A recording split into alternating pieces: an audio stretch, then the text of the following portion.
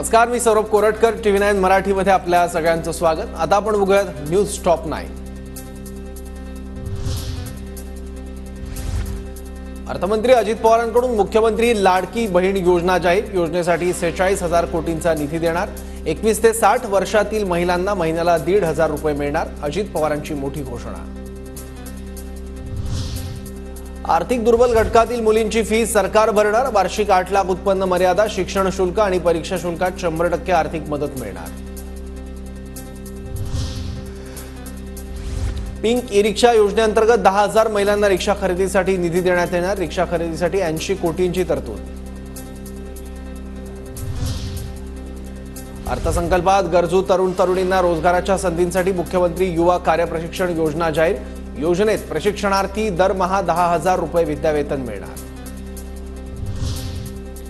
मुख्यमंत्री अन्नपूर्णा योजनेची घोषणा. पात्र कुटुंबाला वर्षाला 3 सिलेंडर मोफत मिळणार. अर्थमंत्री अजित पवारांची घोषणा.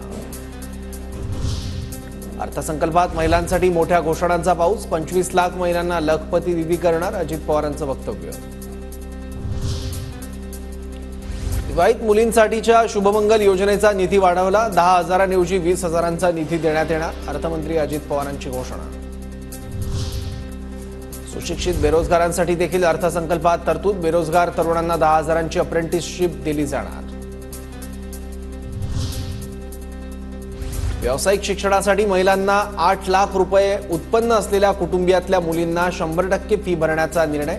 व्यावसायिक शिक्षणासाठी महिलांसाठी अजित पवारांची मोठी घोषणा.